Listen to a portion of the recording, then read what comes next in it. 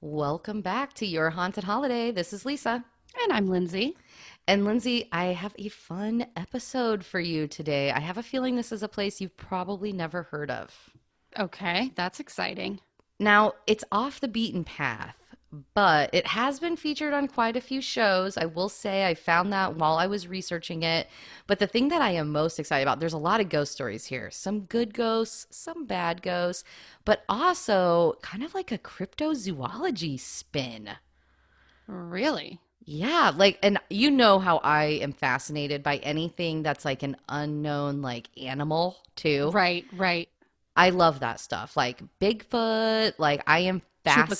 Chupacabra. Yeah, I want to hear all about those things. So there is Yeah. something like that at this place. Oh my goodness. Okay, let's get into that. That'll be Yeah, a new one for our show. I know. I mean, we don't know, but I mean, we'll talk about it. It's fascinating. All Okay. right, this is your haunted holiday at the Wolf Creek Inn in Wolf Creek, Oregon.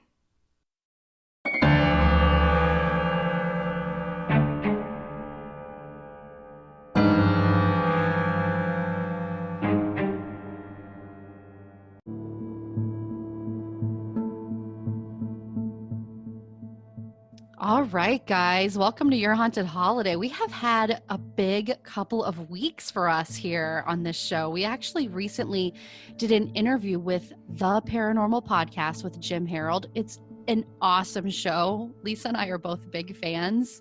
We listen regularly, and we had a full interview on their newest episode they just put out, episode 636. So if you guys like the show, please go check that interview out. We had a ton of fun, and we talk all things Your Haunted Holiday. We get into a little bit more paranormal type of stuff, but please go listen to the show if you enjoy it. It was so exciting. And, we should welcome all of our new listeners because his show is so huge. I mean, if you don't know about the Paranormal Podcast, I mean, Jim Harold, who hosts the show, is a legend in podcasting. And should I say, such a gentleman and so nice of him to put us on his show. So this was a huge week for us. The other thing that I was going to bring up that's major for us here on Your Haunted Holiday is our friends over at Hillbilly Horror Stories. We also love this show.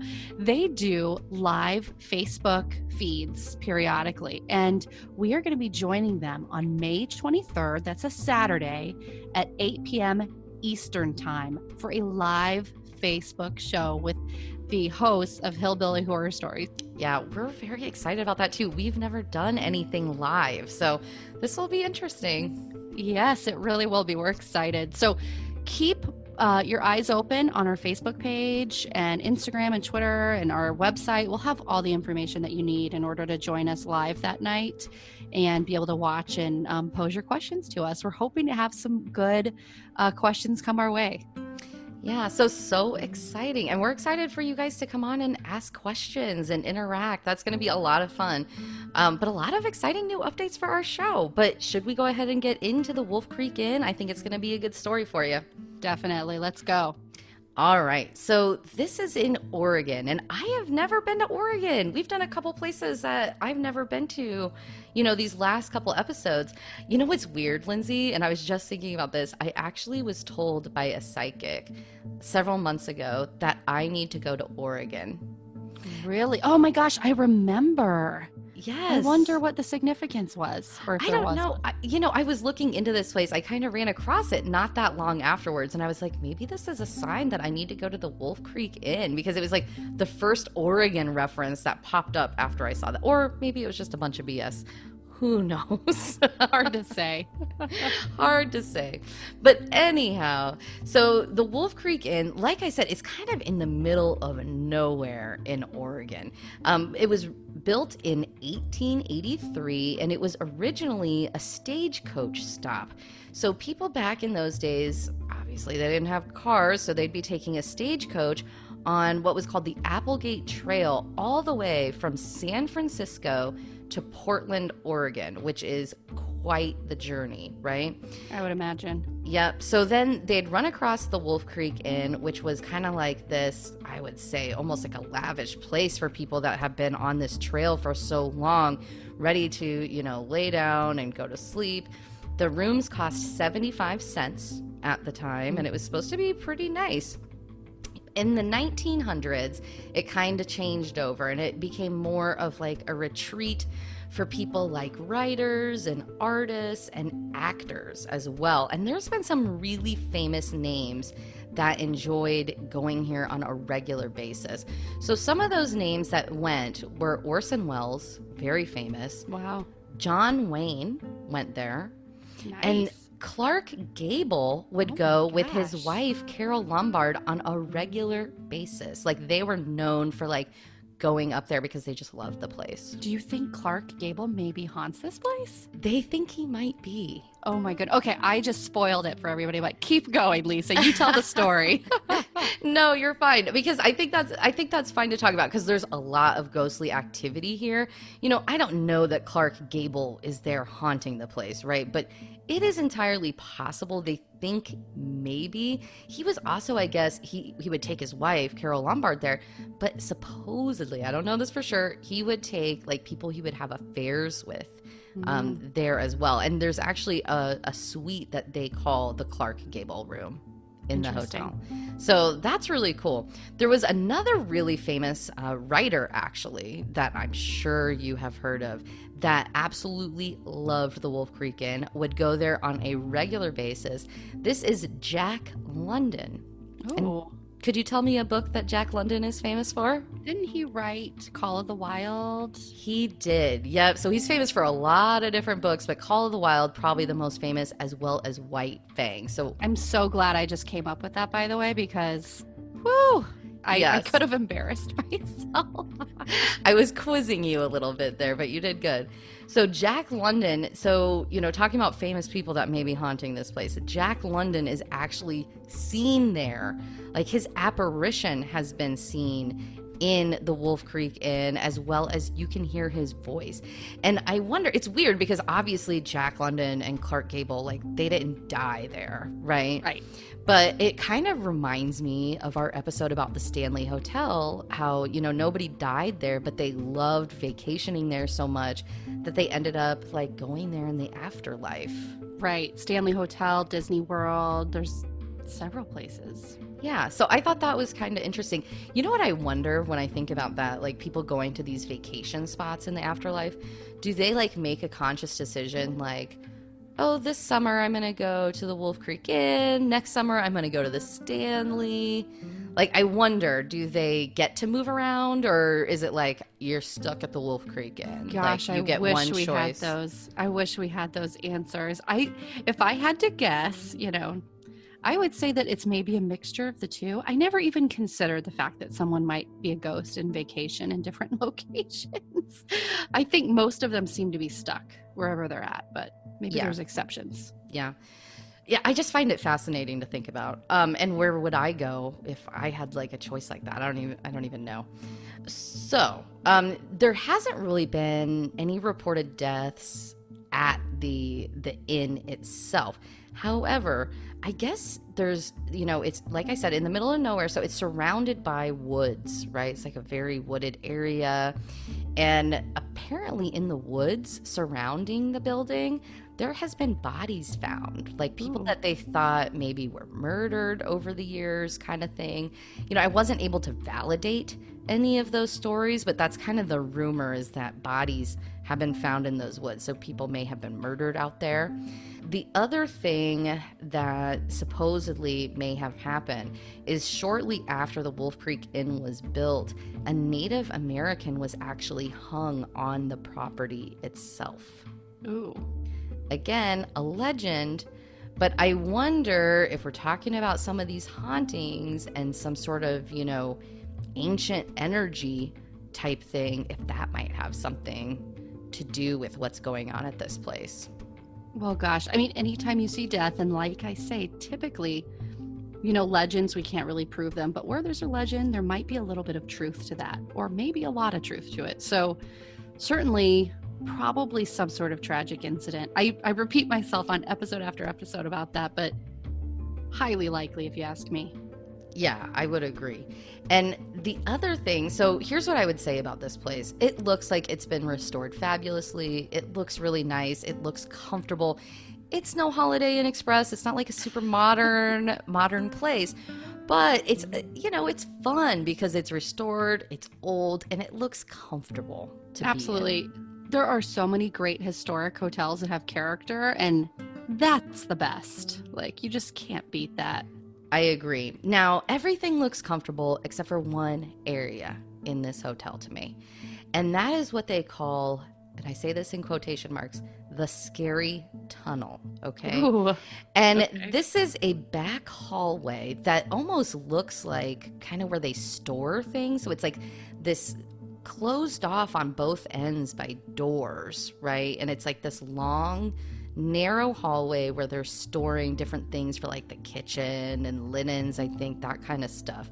But apparently, the servers that work there, like, they refuse to go in there because the doors will close and lock on them and lock them in there.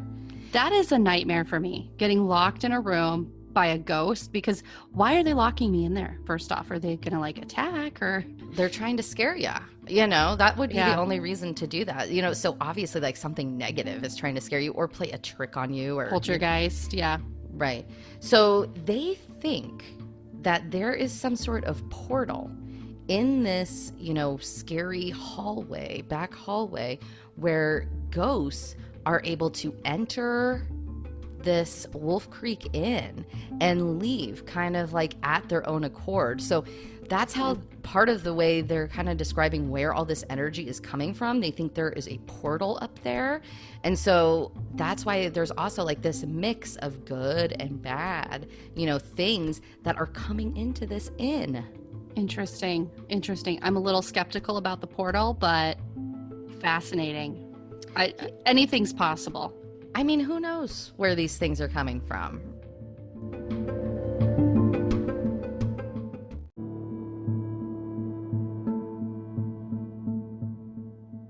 All right, so like I said, there is a lot of energy in this place. And apparently when you go there, you can just kind of feel it in the air. Like, you almost feel the sensation maybe of somebody watching you, somebody following you. Like, it just feels different when you get in there, right? Now, some of it's good, some of it may be bad, right? And let's talk about the good stuff first, for the most part, as much as good as it can be, I Give us the suppose. good news first. Yeah. Yes, so let's give you the good news. So the good news is, on the main floor, there is an apparition of a female stagecoach driver. So nobody knows who the stagecoach driver is, but she can be seen, and then her voice can also be heard on that main floor. Now, there's also a young woman who can be seen in the Gable suite, and this young woman apparently is very happy. She's like singing songs, so you might hear her voice, sound of songs, that kind of thing. There's also an older gentleman that can be found in the common areas of the hotel, as well as the hallways. And I don't know if this is an intelligent spirit, but based on the description that I read, I don't think it is, because he seems to just kind of like walk right past people in the hallway without even like acknowledging them, and then just disappears. Yeah, sounds residual. Yeah. But could be either. I agree. There's also piano music that plays in the parlor. That's good, right, Lindsay? That's lovely. I would Very positive. I think I mean, maybe, hopefully the music isn't like boom, boom, boom, and it's more like, so hopefully the music is not ominous and it's more upbeat. I don't really know. They didn't say that anywhere that I could find. There is also chairs and furniture in the hotel that tend to like rearrange themselves in the middle of the night. So people will come back downstairs to like the lounge or the ballroom, and like all this stuff has been shuffled around, which would that's actually kind of scary. That would freak me out if a bunch of furniture was moved. Well, it could be like ghosts maybe enjoying the lounge and that's a using nice the bar. That's a nice way of looking at it. There's also stuff that tends to just like disappear and then are like later found somewhere else. Although, I feel like I do that all the time, and I don't think that it's a ghost. I think it's just me forgetting, where I put something, and then I attributing it to a ghost. Right. I mean, or a poltergeist. And with this place's history, I mean, No. it's possible. But you're right. I think 9 times out of 10, it's probably somebody losing their item and then finding it later. Something that seems a little bit more ominous is kitchen pots. And we hear this a lot, I feel like, at a lot of these hotels that have restaurants in them and kitchens. Kitchen pots get thrown off of their hooks, and that really freaks the staff out quite a bit. I mean, that doesn't sound super nice, throwing pots, but... Well, I mean, it shows power, right? It shows that the spirit doing that has some power behind it and could cause harm, right? So that's the scary part. I agree. Like anything that can move something heavy, like a pan, I find that a little bit frightening myself. So there's also a little girl, and this is one of the more prevalent ghosts, I would say, in the place. She's really seen throughout the hotel, but in particular, she can be seen in the ballroom as well as in the upstairs hallway. Now, a couple stories about this little girl. One time, one of the members of the staff was going up the stairs to, I don't know, like change the linens or something like that. And all of a sudden behind her, she heard a little girl yell out, "Hi!" Like really loud, I guess. Wow. And so she turned around and actually saw a little girl looking back at her. So like you can visually see her. The other thing that I thought was kind of funny is one of the guys who I believe works there, he would eat a lot of like Jolly Ranchers and candy and would like constantly have them next to him.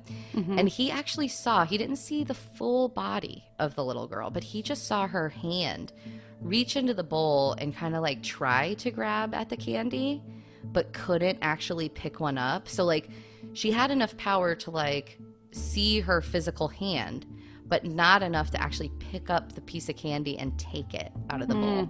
I mean, that's kind of sad, but I mean, it's really a cool experience, obviously, to see. But, you know, it's spirits, a human, really, at the end of the day, at least most of them. Or are they, Lindsay?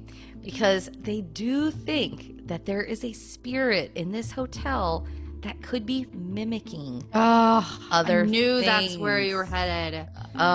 I knew that's where you were going with this black-eyed children thing. And you know, I've been listening to all these other paranormal podcasts, and I hear about these like black-eyed children and hat men, and oh my gosh, it gets me so freaked.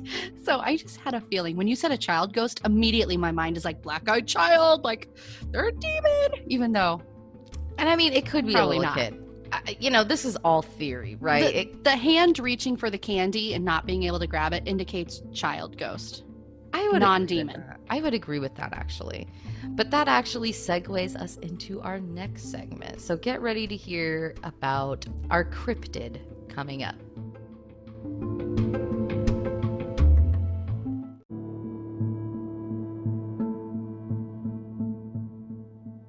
So, Lindsay, we went through all those ghost stories, and all of those are fascinating. That's a lot of activity, right? But they also have what appears to be a vampire-like creature roaming the grounds, like in the woods. Oh, and okay. Sometimes inside. Really? Oh my, this reminds me of American Werewolf in London. Yes. And you've got a creature wandering the grounds, but a vampire in this case. A vampire, not a wolf. But it's called Wolfcreek, so. Yeah, I mean, hey, it falls in line to some degree, right? So this creature apparently has fangs like a vampire. Like it doesn't look human, right? But it looks like some sort of animal that's got fangs and has blood around its mouth.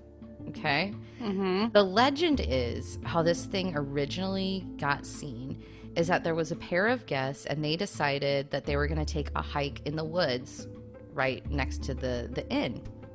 And so they go on this hike and they see this creature. This creature follows them back to the inn. They go to sleep. They wake up in the middle of the night and this thing bit them and left weird marks on their neck. In the middle of the night while they were sleeping? Yes. Oh, no. It supposedly followed them back. So it is mostly seen outside in the woods, like very close to the Wolfcreek Inn.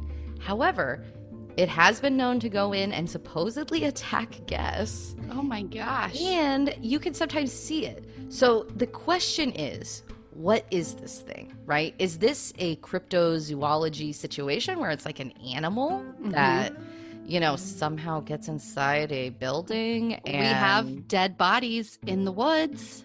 Right? Maybe dead bodies in the woods, but maybe. There's also potentially a Native American that was hung on the site of the Wolfcreek Inn.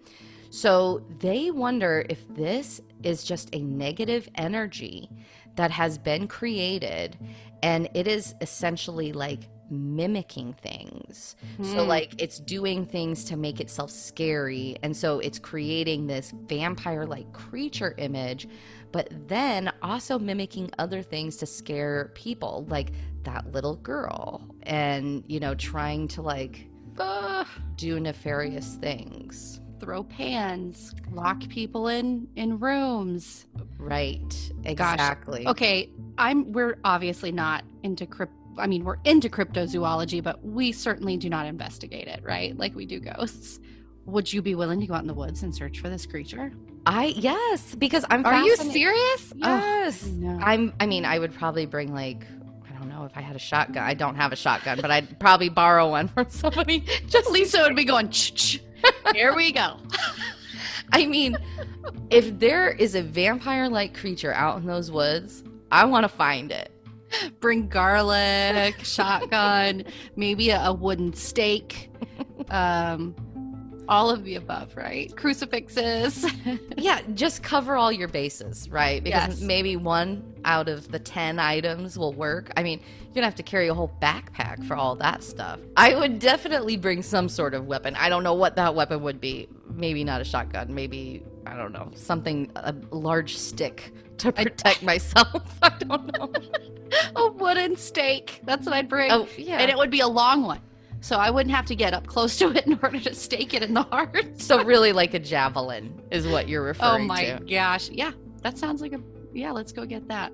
Yeah, I think that would be a good weapon against it. So anyways, this thing is out there. I would totally go. If I go to the Wolfcreek Inn, we're going to go on a hike. I think that's part of the fun. I think the odds of you actually running into a vampire-like creature are quite small. And the people that like actually ran into it, supposedly, again, legend of course, that got bit in the neck in the middle of the night, like they lived. Like they didn't like die. They weren't found dead in their, guest room. What about the people out in the woods? Yeah, those people, they didn't live. That's right. I didn't think about that. Although, if this creature wanted to kill those people that got like bit in the neck, it probably could have. Yeah, no doubt. So lots to explore at the Wolfcreek Inn. We really got deep on that one. We really dive deep into some of our weird thoughts about these. Well, it's just fascinating. Creatures. You could go so many places with it. But there are actually some tours that they offer. And obviously, guys, we are social distancing right now. The Wolfcreek Inn is not open to book rooms at this moment. However, I was looking at the website. There are some options to maybe try to book in the future, see what happens if that's something that you're interested in, and obviously kind of gauge the situation as it progresses.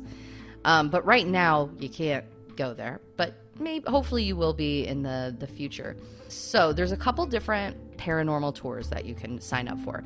One of them is a tour with Francesca, who I guess is their kind of like on-site medium that's been doing these paranormal tours now for quite some time there on the property. That tour costs $149. However, you also must book a room. Okay. Does it include the room? It does not include the room. So that's in addition to the room. Now, just because, usually I'd get into the room price later, but I'll tell you what the room price is now. It looked pretty straightforward. I was just kind of like looking at some dates. All of their rooms appeared to only be like $125 a night. So, and they have different options. Like you could get a queen, you could get a double, you could get twin beds. Like there was different options available. And all of those options were at $125 from the dates I was looking at. So you and do it's have comfortable. to book the room. It does appear to be very comfortable. Yep. Does this tour, because it's how much was it? $49? $149.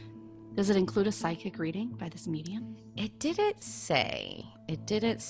And because of the pandemic and everything, I didn't even try to call to ask. But I initially thought the exact same thing. I was like, hey, if it includes a psychic reading, that might be worth it, because psychic readings are kind of expensive. You can, Right. I love a psychic reading. I think some of them are, I get a little skeptical about some of them, but gosh, I think they're super interesting and highly entertaining. I do too. And I don't, I don't do a psychic reading often, right? Like I'm not willing to, pay a ton of money for psychic readings, but every once in a while, if the situation, arises, I'm definitely down for it. I had a psychic tell me, Lindsay, that I was a gladiator in a past life. Oh my goodness. Which I don't know if that's true, but I'm going with it because I think that's kind of cool. So, Totally. the other tour that you can take is a tour with the Jefferson State Paranormal Group, which I'm kind of assuming is like a local paranormal group there in the area. And they do provide like all the equipment you could possibly want. They give you the tour of the place. They give you all the equipment, show you how to use it. It's 4 hours. Again, you have to book a room as part of this tour, but this one is a little bit less. It's only $100. Ooh. See, I love that kind of tour, though, where it's really an investigation opportunity, especially with people that know what they're doing and they've been, they're familiar with the property, they know the history, and they give you the equipment. Can't beat it. I agree. It sounds like a lot of fun. And this is a place I would totally go to. This place sounds great. It really does. And they have a restaurant. The food's supposed to be good. So, yeah, you're in the middle of nowhere, but they're supposed to have good food and stuff like that once it all opens back up. All right, guys. So hopefully we get back to normal and we can start traveling again soon. But until then, definitely stay safe and stay healthy and keep your families healthy. We want to thank everybody for listening. You can find us at yourhauntedholiday.com. Please shoot us an email. Let us know if you have any recommendations for places for us to cover, or even if you have some sort of an interesting experience that you think would be cool for us to share on the show. Please drop us a line. You can find us also on all kinds of social media platforms: Facebook, Instagram, YouTube, Twitter. Come look us up and make sure that you subscribe and rate us 5 stars. Thank you so much, everybody, for listening, and stay healthy.